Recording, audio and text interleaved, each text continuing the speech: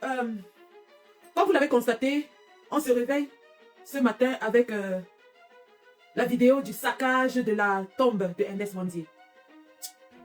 Vidéo de saccage qui évidemment nous a émus. Moi personnellement, ça m'a ému aux larmes. Et je pense que c'est l'objectif recherché par les auteurs de cet acte odieux. C'est de causer l'outrage, c'est de toucher nos sensibilités, c'est de nous amener à réagir. Parce qu'en fait, c'est ça. Lorsque Elimbi Lobé va sur un plateau de télévision et traite Ernest Mandier de bandit, oui, cela a suscité l'émotion. Et c'est ce qu'ils veulent. Ils veulent susciter notre émotion. Ils veulent nous amener à réagir. Ils veulent nous amener à riposter. Ils veulent que nous abandonnions à nos instincts primaires et grégaires. Ils veulent nous ramener à la tribu. Ils veulent nous ramener justement à l'espace villageois, tribal, sauvage. Parce que voilà des gens qui ne pensent au Cameroun qu'en termes de tribu, de région, de village. Voilà des gens qui réussissent l'exploit de compartimenter les partis politiques en termes de région géographique, d'aire géographique. Ils l'ont fait à l'époque avec l'UPC en disant que c'était le parti des Bamileke et des Bassa.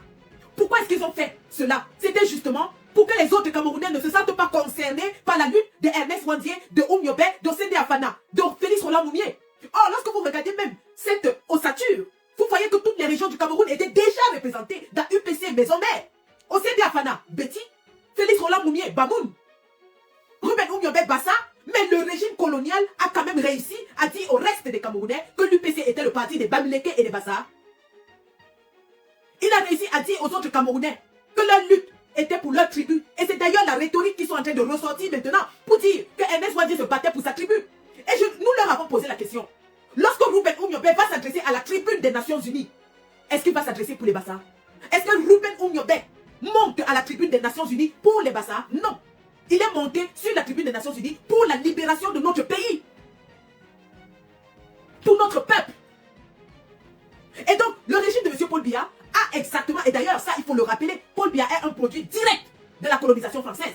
Paul Biya est un produit direct du système ojulatiste. Et c'est ça qui nous fait mal jusqu'aujourd'hui. Parce qu'on a à la tête de notre pays quelqu'un qui a hérité des méthodes coloniales. Lorsque vous voyez aujourd'hui la soldatesque de Paul Biya, qui torture, qui tue, qui massacre. Ça, ce sont les méthodes coloniales. Parce que dans les pays qui sont aujourd'hui évolués, qui se sont libérés de la colonisation, on ne fait plus ce genre de torture, d'actes barbares, de sauvagerie, d'ensauvagement. Regardez comment ça se passe au Ghana. Vous voyez comment il y a la démocratie, la libre expression, la succession à la tête de l'État. Regardez comment ça se passe au Nigeria. Mais nous sommes encore sous le joug colonial. C'est pour ça que nous luttons pour nous libérer et que ce système doit dégager. Parce que c'est le système direct issu de la colonisation. Lorsque les Semengue sont encore là aujourd'hui, bien qu'ils soient à la retraite, ils continuent d'avoir une même mise sur l'armée. Raison pour laquelle l'armée se comporte comme si c'était une milice tribale au service d'un dictateur. Parce que c'est le même Semengue qui avait livré les nationalistes pour les faire égorger, fusiller sur la place publique. Lorsque aujourd'hui Joël-Émile Bankui et sa bande de génocidaires font des enlèvements, des kidnappings, des assassinats, ont des escadrons de la mort, ce sont les méthodes qu'il a héritées de Jean Fauchivé, qui était lui-même un produit pur du système ojulatiste. Lorsqu'aujourd'hui vous avez un Atangandji qui fabrique de faux ambaboy, qui vont aller détruire, brûler, violer, assassiner, égorger les mamans. On se rappelle de Florence Ayafor. On se rappelle de cette période en 2020 où chaque jour qu'on se réveillait, il y avait une femme au nozo qui était haie. Ça, ce sont les méthodes coloniales. Parce qu'on vous dit, l'histoire nous dit, et d'ailleurs le professeur Jean Baïbek l'a réitéré, que le système colonial, pour décrédibiliser les résistants, pour décrédibiliser les indépendantistes, avait fabriqué de faux indépendantistes qui commettaient des exactions sur les populations, qui arrivaient dans les villages, pillaient, volaient, violaient. Et on mettait ça sur le dos des indépendantistes. Vous ne comprenez pas quoi? Nous vivons en plein dans le système colonial. Alors, nous sommes dans une année électorale, vous imaginez très bien que les officines secrètes du régime sont en ébullition et chaque jour pompent des idées pour nous décrédibiliser. Les officines du gouvernement sont en ébullition. Ils nous attaquent sur plusieurs fronts. Et alors notre réponse doit être en mesure d'être sur plusieurs fronts. La lutte, ce n'est pas seulement la lutte politique. Il y a la lutte d'opinion. Il y a la lutte de la restauration de l'histoire. Parce que ça, c'est aussi une lutte. Il y a même la lutte contre le tribalisme, la lutte contre la propagation de la haine. Tout ça, ce sont des fronts de lutte que nous devons être en mesure d'engager et de maintenir. Pour pouvoir tenir la dragée haute à cette armée de Paul Biya qui veut nous étouffer avec la haine, la division. Tout à fait. un début. Nous commençons, il faut bien commencer quelque part. C'est un début. Mais nous disons que l'œuvre de restauration de la mémoire de nos héros doit être celle de tous les héros. Vous parlez de Félix Roland Moumié. Est-ce que sa dépouille a été rapatriée? La dépouille de Félix Roland Moumié est toujours en Guinée. La dépouille de Félix Roland Moumié est toujours en Guinée. Autant de chantiers que nous allons entreprendre. Mais oui, la tombe de Ruben Oumyobé devrait aussi être réhabilitée. Et ça, ce sont des grands chantiers que nous allons engager. Mais pour le moment, l'urgence, c'est de répondre aux tribalistes haineux, ceux-là qui voudraient exacerber nos émotions, afin que nous répondions de façon sauvage, barbare comme eux. Parce que c'est ça qu'ils veulent. Lorsqu'ils envoient Elie Bilobé provoquer, exacerber la haine, c'est pour que nous ripostions sur Elie Bilobé, in tutti personne, comme ils ont essayé de le faire croire. Pourquoi disent qu'on a violenté Elie Bilobé, ce qui n'est pas vrai? Et d'ailleurs, nous avons mis en garde pour protéger Elie Bilobé. Parce que, en fait, le but du régime, c'est que Elie Bilobé soit attaqué et qu'on dise que ce sont les Bamileke qui l'ont attaqué. Même ce qui s'est passé aujourd'hui a pour but de remettre en lumière les propos d'Elie Bilobé pour qu'il soit attaqué et qu'on dise qu'un Bamileke en colère est allé attaquer Elie Bilobé. Nous répétons, Elie Bilobé est une victime ambulante du RDPC. Elie Bilobé est le prochain Martinez Zogo du RDPC. Parce que ce qui est en train de se passer là, ils vont monter quelqu'un qui ira faire Harakiri à Elie Bilobé pour qu'on accuse les Bamileke. Ça, c'est le plan. Comme avec Martinez Zogo, ils ont fait semblant de lui donner une garde. D'ailleurs, il allait s'en vanter sur les plateaux de télévision. Mais rappelons-lui que même Martinez Zogo avait 2 gendarmes qui l'accompagnaient. Rappelons-lui que même Martinez Zogo marchait avec 2 gendarmes qui l'accompagnaient. Je répète que la prochaine victime du RDPC, ce sera Elie Bilobé. Ils vont lui faire ce qu'ils ont fait à Martinez Zogo pour nous mettre ça sur le dos. Mais nous leur disons et nous continuons de dire que nous appelons à ce qu'Elie Bilobé soit protégé. Nous leur disons qu'Elie Bilobé Intuiti Personné ne représente rien et qu'en aucun cas nous ne nous apprendrons à lui. Nous leur disons qu'à la haine, nous allons opposer l'amour. Cet amour va se manifester dans la réhabilitation de la tombe de Ernest Ouandié. Parce que oui, ça ne nous sert à rien de crier partout que wow, ils ont fait fort, wow, ils ont fait. Ernest Ouandié n'a pas besoin de ça. Ernest Ouandié n'a pas besoin de nos pleurs. Car pleurer, gémir et souffrir est aussi lâche. Nos pleurs ne servent à rien. Oui, ça fait mal. Oui, moi-même j'ai pleuré. À titre personnel, parce que ça me touche personnellement, j'ai pleuré. Mais les pleurs ne nous avancent pas. Les lamentations ne nous avancent pas. Non. À un acte de haine, de violence gratuite, nous allons opposer un acte fort d'amour, de réconciliation nationale, d'élévation d'un héros. C'est comme ça qu'il faut leur répondre. Il faut leur répondre en leur montrant que nous sommes déterminés à ne pas tomber dans l'immobilisme dans lequel ils veulent nous entraîner. Nous sommes déterminés à mouvoir de l'avant. Nous sommes déterminés à ne pas être traînés dans la boue. Lorsqu'on essaie de vous traîner dans la boue, débattez-vous avec toute votre force pour vous élever.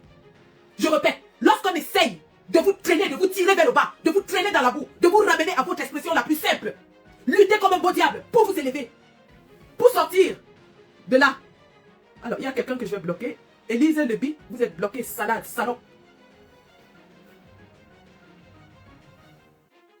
Thomas Mboa, vous êtes bloqué. Je ne sais pas pourquoi ça vous fait mal, alors que nous sommes dans un projet d'élévation. Pourquoi ils ont mal? C'est incroyable. Nous sommes ici dans un projet d'élévation d'un héros. Et ça fait mal à certains. Ça fait mal à certains. Nous sommes ici parce que la tombe d'un héros africain a été profanée. Et ça fait mal. Incroyable. Quel peuple? Allez dire cela chez Sékou Touré. Qu'au Cameroun, on pisse sur la mémoire des héros, on casse leur tombe, on les insulte de bandits. Incroyable. Allez dire cela au pays de Cheikh Anta Diop. Qu'au Cameroun, on pisse sur les héros, on détruit leur tombe, on va sur les chaînes de télévision, les dépeindre en bandits. Incroyable. Pendant que l'histoire des luttes indépendantistes africaines est même enseignée en France, au Cameroun, elle est cachée à notre jeunesse. Incroyable. Incroyable. Nous allons vous montrer. Alors, j'ai vu des gens qui ont dit que cette tombe était déjà gâtée depuis, que c'est à cause des mauvais matériaux. Je vous rappelle qu'il y a quelques jours, Mbamba Bengan était sur cette tombe, montré en direct sur Equinox Télévision, et cette tombe était en bon état. Il y a quelques jours, il n'y a même pas longtemps, une semaine ou deux, Mbamba Bengan Kandje était sur la tombe de Ernest Ouandié, lui rendre hommage et le supplier pour le pardon. Cette tombe était intacte. On se réveille aujourd'hui, elle est cassée et des malotrus veulent nous faire croire que c'est parce que les matériaux n'étaient pas bons. Les matériaux n'étaient pas bons là, c'est en quelques jours que ça s'est cassé. Depuis 1971 qu'il a été enterré, c'est en 2025 subitement que les matériaux deviennent mauvais. Incroyable. La manipulation ne passera plus. Nous disons à la haine et à la provocation, nous allons répondre par l'amour la réconciliation, l'élévation. À notre petit niveau, à notre minuscule niveau, nous avons initié cette petite collecte GoFundMe dont le lien est épinglé là. Mettez tout ce que vous pouvez. Cette collecte va durer, elle est à durée très limitée, peut-être 1 mois. Et nous allons remettre à qui de droit pour arranger cette tombe. Il est question que nous lui donnons une tombe digne de son rang, digne de son sacrifice. Voilà quelqu'un qui est allé vers la mort courageusement pour le peuple camerounais, qui a refusé qu'on lui bande les yeux, qui a regardé comment on tirait sur lui et qui a dit, dites à ma femme que je n'ai pas trahi. Et même la tombe existante n'était pas digne de lui. La tombe qui était là avant n'était pas digne de son rang. Elle n'était vraiment pas digne. Une tombe abandonnée, une tombe à l'air libre, une tombe qui n'était même pas entretenue. Vraiment, nous pouvons et nous devons faire mieux. Nous pouvons et nous devons faire mieux. Parce que ces gens-là, ils seront encore les premiers à aller s'asseoir sur les plateaux de télévision et se moquer de nous qu'on a même été incapable de lui donner une tombe digne de ce nom. Mais on s'insurge. Il faut leur montrer que nous sommes capables d'élever cet homme au rang qu'il mérite. Que nous sommes capables de restaurer son nom au rang qu'il mérite. Il doit avoir une stèle tombale bien construite, encadrée dans une barrière et fermée à clé, surveillée même par des caméras, le cas échéant, pour que des intrus ne puissent plus, des malotrus ne puissent plus s'aventurer à aller là-bas n'importe comment. Nous devons lui construire une tombe digne de ce nom, mettre une barrière tout autour, mettre des clés de sécurité et que les visites là-bas soient autorisées. N'importe quel badaud ne pourra plus aller marcher sur la tombe d'un héros comme s'il marchait au marché Mokolo. Incroyable quand même, incroyable. Quand on est la tombe d'un héros exposé n'importe quel badaud, ça va marcher dessus. Nous avons l'obligation, le devoir de faire quelque chose de positif derrière un acte négatif. Nous avons l'obligation, le devoir d'essuyer les larmes de ces enfants qui sont ce matin en train de pleurer. Nous avons l'obligation, le devoir d'apporter un tout petit peu de réconfort, de chaleur à cette famille qui a été sacrifiée. Et aux nombreux Camerounais qui sont ce matin mortifiés par cet acte de haine. Merci Fonan Djuna. Fonan Djuna dit qu'il offre des caméras qu'il va installer gratuitement. C'est gentil. C'est très très gentil. Nous allons, je ne sais pas comment on va s'organiser, mais il faudra que vous soyez en contact avec l'équipe qui va s'en charger pour que vous puissiez offrir vos services. Mais il faudra un endroit où on va mettre ces caméras. C'est ça le véritable problème. On va mettre les caméras où? L'endroit, regardez la tombe d'un héros. Seigneur, regardez. Regardez la tombe d'un héros. Attendez, attendez. Il faut que j'allume mon kit pour que vous écoutiez. Ah, c'est bien allumé même. Ah, wonderful.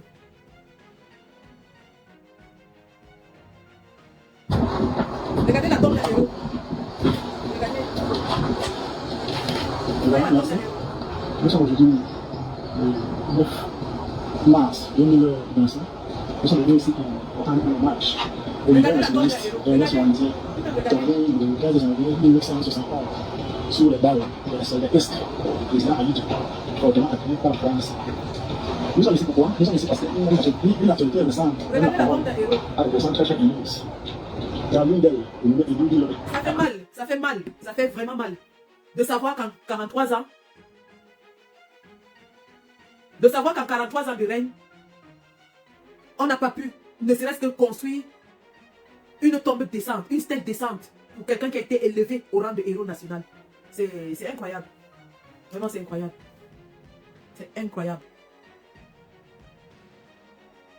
C'est incroyable. Le chantier pour la reconstruction, la réhabilitation de notre pays sera très vaste. Et ça commence dès maintenant, les gars. Ça commence dès maintenant. Le combat n'est pas que sur le terrain, aller chasser les ministres. C'est aussi ça, le combat.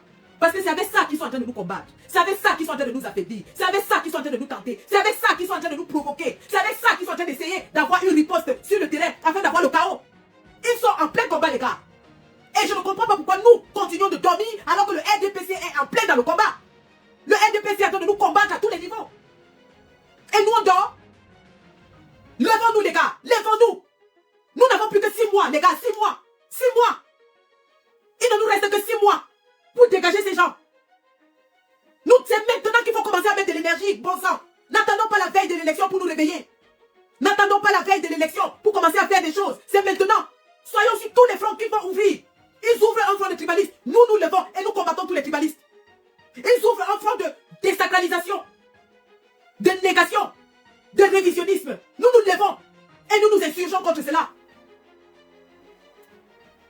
Ils ouvrent un front pour bloquer la liste électorale. Nous nous levons pour exiger la liste électorale. On doit lutter sur tous les fronts, les gars. La lutte, c'est sur tous les fronts. On ne peut pas laisser le RDPC et le régime satanique de Paul Biya nous damer le pion. On doit lutter sur tous les plans. Ils sont des idéologistes de la haine. Des idéologues de la haine, je veux dire. Ils sont des idéologues de la haine. Les Grégoire Mouna qui sont là. Ils sont des penseurs de la stratégie de distribution de haine. Ils sont des penseurs de la stratégie de tir groupé. Nous devons mettre en lumière nos idéologues aussi. Nous devons en ce moment être sur tous les fronts de lutte. La lutte médiatique. On doit envahir l'espace public, contrer le message de haine. Envahir l'espace public avec le message du changement. On ne peut plus les laisser avancer comme ça, les gars. Bon sang, réveillons-nous. Réveillons-nous, nous sommes en plein dans la lutte là. La lutte a commencé, nous sommes en plein dans la lutte. Les tirs groupés contre la résistance, vous ne les voyez pas? Où ils essaient de nous qualifier de terroristes. Ils disent qu'ils vont lancer les mandats d'arrêt internationaux contre nous. Ils sont sur tous les fronts pour nous distraire, pour nous détourner du combat. Mais nous disons, nous devons aussi être sur tous les fronts. Bon Dieu, qu'est-ce qu'il faut pour que ce peuple se réveille enfin? Peuple de la résistance, vous êtes où? On ne vous sent pas, vous êtes où?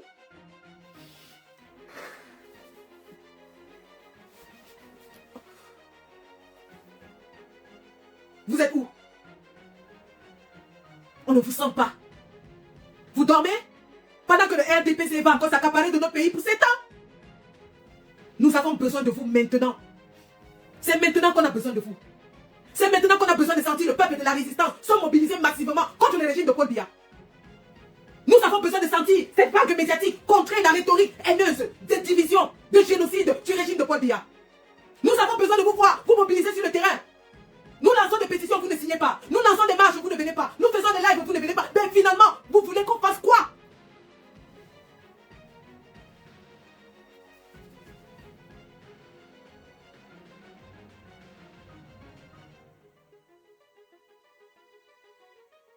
On profane un héros national. Après les indignations dans les réseaux sociaux, aucune action. Vous pensez vraiment qu'on va avancer dans l'inaction? On va avancer dans l'inaction? Peuple de la résistance, nous avons atteint le dernier virage. Ça fait 7 ans que nous attendons ce moment. Ça fait 7 ans que nous attendons ce moment. Nous n'avons pas le droit de rater l'histoire de notre pays. Nous n'avons pas le droit de passer à côté de l'histoire de notre pays. C'est maintenant qu'il faut agir. Ce n'est pas quand Paul Biya va voler les élections, une fois de plus, une fois de trop. C'est maintenant qu'il faut leur montrer que nous sommes debout et que 2018 ne sera plus jamais comme 2025. C'est maintenant qu'il faut leur opposer une réaction à toutes leurs actions. Action, réaction. Acte de tribalisme, plainte. Propos tribalistes, plainte. Ministre sur le territoire de la diaspora, boycott, farine. Propos haineux sur les chaînes de télévision, dénonciation dans les mêmes chaînes de télévision. Saccage de la tombe d'un héros, réhabilitation de la tombe de ces héros. Aussi simple que ça. On ne peut plus laisser passer toutes les actions haineuses, odieuses du RDPC sans réagir. On ne peut plus les laisser faire. Levons-nous pour une fois, si je vous en supplie, levons-nous. Levons-nous.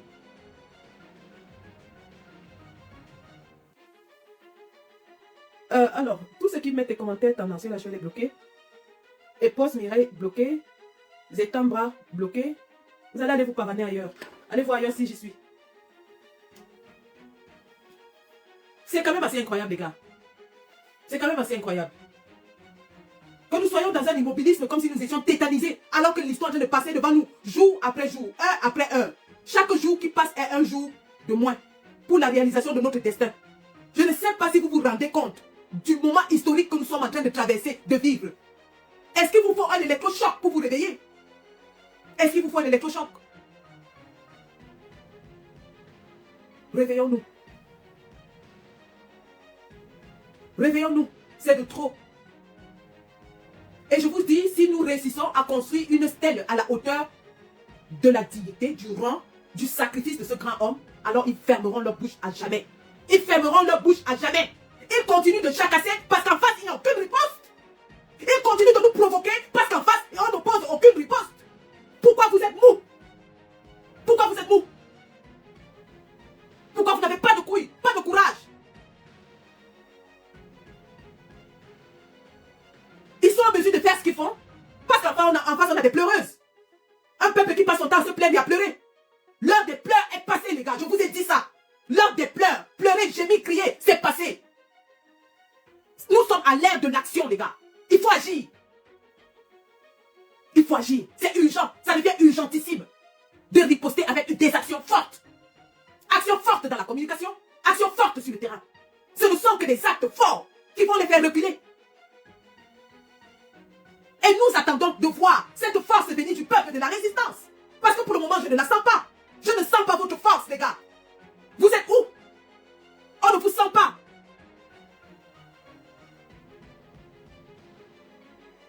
Les actes forts, c'est de soutenir une pétition qui va permettre à nos experts d'aller exposer le problème du Cameroun à l'échelle internationale. Les actes forts, c'est de construire une stèle digne de ce nom à Ernest Ouandié. Les actes forts, ce serait de dire tous ensemble, nous n'allons pas tomber dans la manipulation du RDPC. Nous sommes plus matures que cela. On vous voit venir. On sait que vous ne voulez pas aller aux élections parce que vous n'avez ni bilan, ni programme, ni candidat. Vous n'avez rien. Et alors, pour éviter d'aller aux élections, vous voulez causer le chaos. Et nous sommes assez matures pour dire non. C'est de ça qu'on a besoin. Et cela se transmet, se transcrit par des actes forts. Des actes de solidarité commune. Des actes puissants d'amour, de réconciliation, d'union, d'exemple. Vous savez, ces gens, ils disent toujours, oh, on a vu ces gens-là parce qu'ils savent se mettre ensemble. Oh, on a vu, mais c'est voici justement l'occasion de leur montrer que nous savons nous mettre ensemble. Que nous savons nous serrer les coudes lorsqu'il y a péril à la demeure. Et en ce moment, il y a péril à la demeure.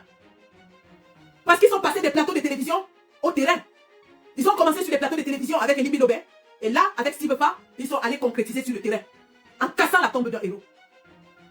Et nous allons rester dans les réseaux sociaux à nous plaindre, à gémir, à chialer. On a besoin d'actes concrets sur le terrain, les gars. On a besoin d'actes concrets sur le terrain. Parce que derrière tout ce qu'on fait, on oublie qu'il y a aussi le drame d'une famille. Imaginez que ce soit la tombe de votre père qui soit saccagée ainsi. Imaginez que ce soit la tombe de votre grand-père qui soit saccagée ainsi. Cette famille n'a-t-elle pas assez payé le prix du sacrifice de leur père? Cette famille n'a-t-elle pas assez payé le prix du sacrifice de leur grand-père? Et nous n'avons pas encore entendu leur histoire. Peut-être qu'un jour, nous entendrons leur vraie histoire. Peut-être qu'un jour, on saura que la génération de Ernest Ouandié a été réprimée jusqu'à la 4e ou 5e génération. Pendant que nous sommes là et on regarde. On regarde. Une fois de plus, pour asseoir la haine tribale, ils vont s'attaquer à un héros. Et on est là, on observe. On observe. L'outrage le plus inimaginable nous observe. On observe. On ne fait rien. On dit, ah, vraiment, c'est incroyable, c'est impossible. Ils ont atteint vraiment des sommets. Ils ont atteint maintenant. On est là, on pleurniche. On ne fait rien. On ne fait rien, les gars. C'est assez incroyable. Cet immobilisme commence à bouffer mon énergie. Je ne vous mens pas. Cet immobilisme commence déjà à me bouffer. Nous avons besoin de ressentir cette énergie derrière nous pour nous amener à tirer le combat vers le haut. Nous avons besoin de vous sentir derrière nous. Hier soir, il y avait un live où on parlait d'une femme qui a mis le gondé dans le derrière de son mari. Vous étiez versés là-bas en train de rigoler. Toujours dans la distraction, les choses inutiles. Voilà quelque chose qui est en train de nous outrager tous. Qu'est-ce qu'on fait? Qu'est-ce que vous faites? Qu'est-ce que vous faites concrètement? Est-ce que vous vous mobilisez pour donner une réponse adéquate à ces tribalistes, à ces haineux, à cette machine du cabinet noir du RDPC qui veut semer le chaos dans notre pays? Qu'est-ce que vous faites? Vous êtes dans les bars? Vous êtes dans l'Inganda? Vous êtes avec vos copines? Ça ne vous intéresse peut-être pas? Peut-être vous mangez à votre faim et puis ça vous suffit. Le reste des Camerounais peut crever. Ça ne vous dérange pas qu'une personne sans utilité publique lesbienne, excusez-moi sur TikTok, c'est pas le mot que je voulais dire, lesbo, qu'une tchélé ait des licences d'exploitation de nos mines sous votre nez, sous votre barbe. Une vaurienne va-nu-pied, inutile à la société. Un gros tas de graisse qui ne nous sert à rien. On prend 2 licences d'exploitation de nos biens, on lui donne. Pour qu'elle continue d'aller acheter les sacs MS à ces petites pembèches avec lesquelles elle traîne. Pendant ce temps, vous êtes dans les bars, vous buvez, votre vie est belle parce que vous avez une bière aujourd'hui. C'est incroyable. Incroyable. C'est incroyable. Vous de la diaspora, vous avez des projets au pays. Vous acceptez de jongler, de soudoyer parce que ça vous arrange. Ceux qui ne peuvent pas soudoyer, on vole leurs projets, on leur estompe de l'argent, on les jette en prison. Ça ne vous dérange pas, tant que ça ne vous arrive pas, vous vous en foutez, le système marche bien. C'est assez incroyable que nous ayons encore à nos jours des Camerounais qui ne pensent qu'à eux seuls. Parce qu'ils ont réussi à mettre un petit business au Cameroun et qu'ils soudoient un préfet et un sous-préfet, tout va bien pour eux, ils s'en foutent. Incroyable, ils oublient que la roue tourne. Demain ou après-demain, ce sous-préfet ne sera plus là. Et le prochain va vouloir les estorquer. Voilà Marie-Paul Paul, qui se disait le chantre de Paul Biya, qui est en train de menacer de se donner la mort en prison. Marie-Paul Paul, qui était la numéro 1, qui était reçue dans tous les bureaux des ministres. On l'a vu s'afficher avec Jean de Dieu Momo, s'afficher avec tel ministre, s'afficher avec tel ministre. Là, voilà qui croupit en prison. Donc pendant que vous êtes là, vous ne faites rien parce que vous pensez que ça ne va jamais vous arriver. Croyez-moi, votre tour n'est jamais assez loin. Votre tour n'est jamais assez loin. C'est dans notre intérêt à nous tous de nous mobiliser maintenant. Nous sommes à 6 mois presque de l'élection. 6 mois. Ils vont convoquer le corps électoral bientôt. Vous dormez, les gars. Vous dormez.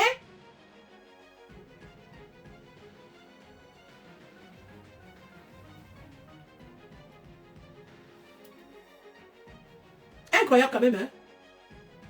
Donc je suis sorti ce matin pour vous dire, et je vais ressortir à tout moment opportun. Parce que c'est à ce point que je suis déjà obsédé par ce qui se passe dans notre pays. Nous devons nous mobiliser. Et ça commence par une petite pierre posée. Nous avons commencé une petite pierre. Je serais vraiment heureuse de passer la main à quelqu'un de plus grand qui peut le faire mieux que nous. Mais c'était le coup d'envoi que je voulais donner ce matin. Nous avons mis un GoFundMe pour reconstruire la tombe de Ernest Wandi. Et j'invite tous ceux qui peuvent vraiment, les grands donateurs et aussi qui se signalent. Vraiment, personnellement, j'ai trop à faire dans le combat. J'ai vraiment tellement à faire. Que quelqu'un de plus grand, de plus fort, qui puisse porter ce projet, se présente. Et nous allons lui passer la main avec beaucoup de soulagement. Parce que seul, on ne peut pas. Vraiment, je vous en prie, j'ai vu quelqu'un qui demandait, qui disait qu'il pouvait offrir des caméras. Voilà par exemple des gens qui commencent déjà à proposer leurs services. Nous avons lancé une initiative. Là, le lien est dans ma page Facebook sous ce live. Ceux qui peuvent donner 5 €, 10 €, 15 € qu'ils donnent. Mais nous appelons ainsi toute âme de bonne volonté qui aura des épaules larges et qui peut porter ce projet mieux que nous parce que c'est un projet très grand à vraiment prendre la relève. Nous n'avons pas les capacités physiques, intellectuelles, de mobilisation ainsi de suite pour porter tout ce projet. Nous commençons, c'est un commencement. C'est une première pierre que nous avons posée. Et ensemble, nous allons élever cette première pierre autant que nous le pouvons. Mais vraiment, nous appelons des âmes de bonne volonté à prendre ce projet de réhabilitation de la tombe de Ernest Wandi. Nous appelons toutes les âmes de bonne volonté, qui que vous soyez à l'intérieur ou à l'extérieur du Cameroun. Il suffit qu'un Camerounais de bonne volonté, et il y en a bien beaucoup de Camerounais entrepreneurs, hommes d'affaires, ainsi de suite, qui l'offrent même 2 millions ou 3 millions. On reconstruit tout ça bien. On remet les clés à la famille qui va mettre quelqu'un pour garder cette stèle. On met les caméras. Mais si nous pouvons le faire, faisons-le. Si on peut le faire, si on peut lever 2 millions, 3 millions pour le faire, je ne sais pas ce que ça va coûter. Je ne suis pas architecte, je ne suis pas dans la construction. Mais pour moi, c'était juste l'idée, la motion, la mobilisation. Pour dire que nous n'allons pas tomber dans la haine. À la haine, nous allons opposer l'amour. À la destruction, nous allons opposer la construction. Au négationnisme, nous allons opposer la réhabilitation. Au révisionnisme, nous allons opposer la restauration. C'était l'idée de ce matin. Et j'espère vraiment que nous sommes tous dans la même mouvance. Je n'aimerais pas me réveiller demain matin et constater que, une fois de plus, je me suis levé et j'ai entrepris quelque chose où le peuple de la résistance ne se reconnaît pas, ne s'identifie pas, ne me suit pas, ne nous suit pas. Parce que je ne suis pas la seule. Je pense qu'il y a beaucoup qui pensent comme moi. J'ai vu Max Seigneur Ivoire dire la même chose tout à l'heure, que nous devons construire une tombe à ce monsieur. C'est le moins de merci que nous pouvons lui donner. C'est le petit merci qu'on peut donner à cet homme et à sa famille. Parce que jusqu'à présent, il n'a eu rien en retour de notre nation. Il n'a eu rien en retour de notre peuple. Il a donné sa vie. Il a sacrifié sa famille. Il a sacrifié son village. Vous avez vu l'autre jour. Tellement sa famille était pourchassée qu'ils ont déserté le village Badoumla au point où la famille Kadji a voulu s'accaparer de la chefferie. Ça, c'est ce qu'on appelle le sacrifice. Tout un village est sacrifié. Nous ne leur avons rien donné en retour. Voici l'occasion de dire à cette famille, à cet homme qui est mort pour nous, à ce village, que nous vous disons merci. Merci pour votre sacrifice. Merci d'avoir donné de votre sang pour nous libérer. Les qui ont commis cet acte odieux, cet acte de provocation. Les qui ont commis cet acte. Nous avons reçu des informations très tôt ce matin de ce que la tombe de Ernest Wandi a été saccagée.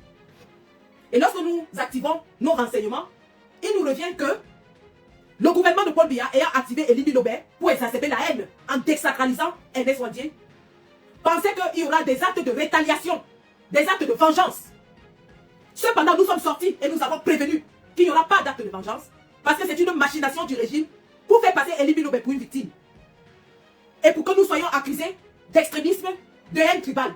Nous avons dit, Elie Bilobé est la mule du régime. Elie Bilobé sera utilisé par le régime de Yaoundé et il finira par être rip par eux.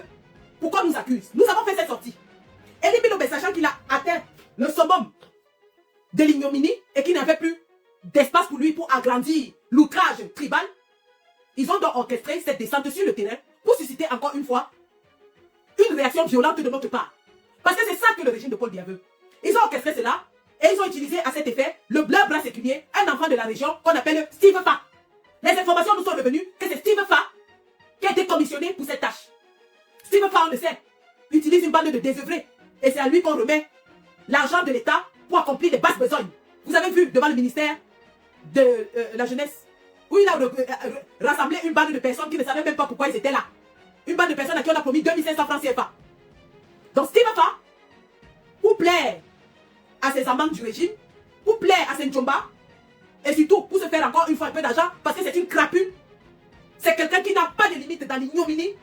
C'est quelqu'un qui est capable de vendre sa mère pour quelques sous. Voilà un homme qui vend son corps pour quelques sous.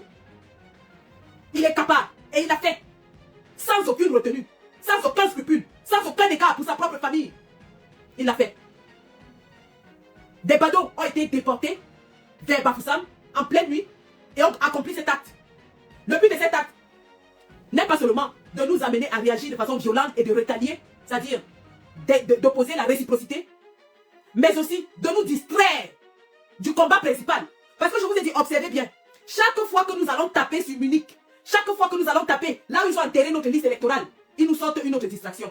Chaque fois que nous allons taper là où il faut pour que la liste électorale sorte, le RDPC fabrique une nouvelle distraction pour nous détourner de l'objectif principal qui est la publication de la liste électorale à 6 mois de la convocation du corps électoral. Chaque fois, ils n'ont pas hésité à le faire. Donc nous disons, nous n'allons pas tomber dans la manipulation et verser dans la haine, la détestation, la rétaliation. Nous allons canaliser cette énergie pour élever Ernest Ouandjé. Nous allons canaliser cette énergie pour lui donner une stèle mémoriale digne de son nom, digne de son rang, digne de son combat. Nous allons nous mobiliser pour essuyer les larmes sur les visages de ses enfants, de ses petits-enfants.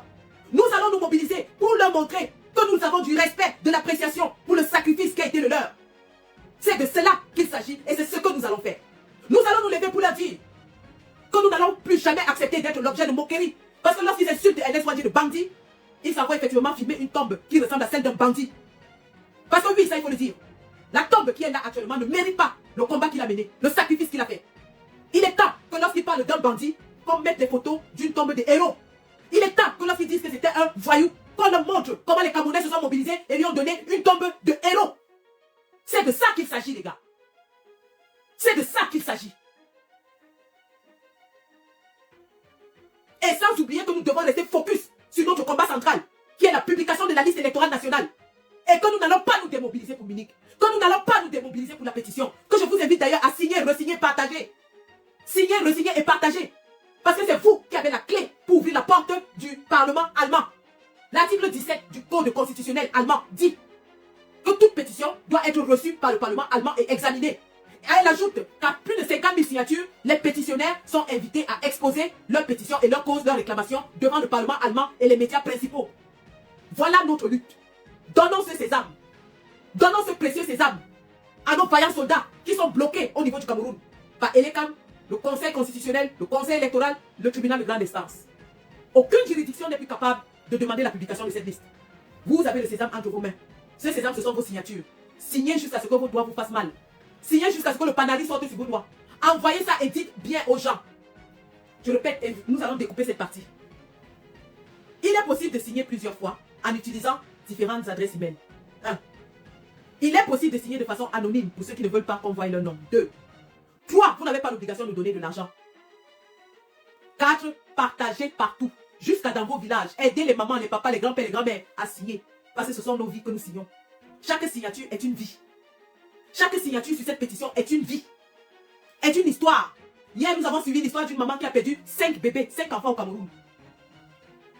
Chaque signature est une vie, c'est l'histoire d'une vie. Lorsque je me lamentais sur mon sort parce que j'avais perdu mon bébé au Cameroun faute de couveuse, j'ai écouté l'histoire de cette femme et je me suis dit, Sandy, tu ne dois pas pleurer sur ton sort. Tu ne peux pas t'apitoyer sur ton sort. Tu as perdu un bébé, elle en a perdu 5. Tu as perdu un bébé, elle en a perdu 5. Ce sont nos vies que nous allons signer dans cette pétition pour casser la porte du Parlement allemand et permettre à nos héros de prendre l'avion et venir défendre cette cause devant le monde entier. Papa Abdourahmane, Amadou Baba, l'homme du TAS, l'homme qui est sur tous les fronts de lutte, l'homme qui n'a pas peur des tribunaux, le père des plaintes dans les tribunaux. Ouais, donnons l'occasion au père là d'aller parler en Allemagne.